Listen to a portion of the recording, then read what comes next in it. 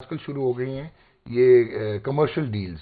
वो commercial communication means कि इनकी वो जो स्नाइपर्स बनते हैं, जो इनके छोटे छोटे क्लिप्स बनते हैं वो डिजिटल, उसके पैसे इनको नहीं दे रहे थे। मोहम्मद रिजवान ने सरोगेट कंपनीज के लोगो लगाने से इनकार कर दिया। ओके, अच्छा। ठीक हो गया। ठीक। बाबर आजम ने इनकार कर दिया।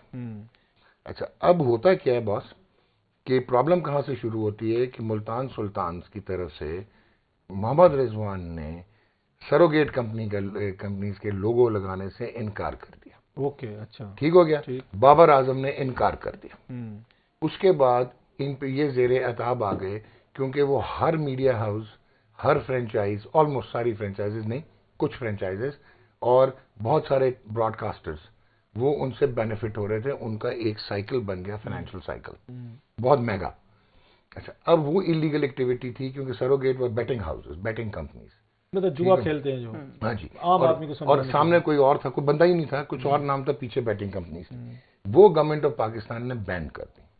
तो इबहम ये हुआ कि इन लोगों ने स्टैंड लिया उसके लिए और ये खड़े हुए, और उसकी वजह से ये कंपनीज जो है वो बैन हो गई। बहुत अच्छा डिसीजन लिया गवर्नमेंट ऑफ पाकिस्तान ने, एक लीगल डिसीजन लिया। एक तो उसका गुस्सा उन ब्रॉडकास्टर्स को, उन फ्रेंचाइजीज को है इन पे कि जिनके फाइनेंशियल लॉसेस हो रहे हैं। अब इनकार कर, इवन वर्ल्ड कप में बहुत सारे ब्रॉडकास्ट में एडवर्टाइजिंग रेवेन्यू चला गया।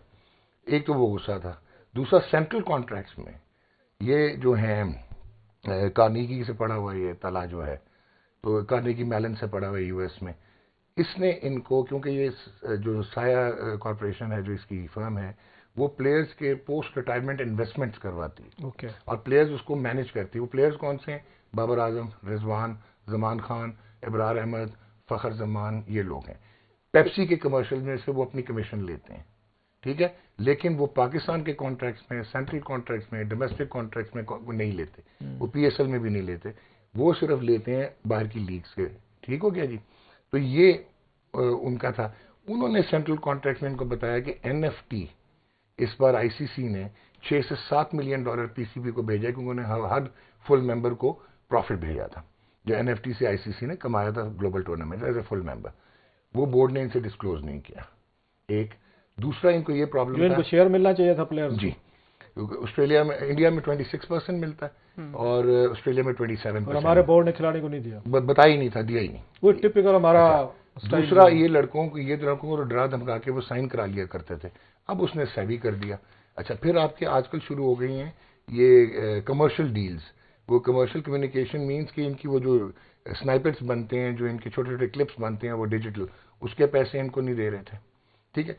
फिर टैक्सेशन का प्रॉब्लम था, 10% टैक्स काट के बाकी 20% कटता नहीं था, वो एफबीआर इनके पीछे पड़ जाता था जो इनको रकम मिलती थी, और वो बोर्ड ये शो करता था हम आपको इतने पैसे दे रहे हैं, उधर से 20% और कट जाता था।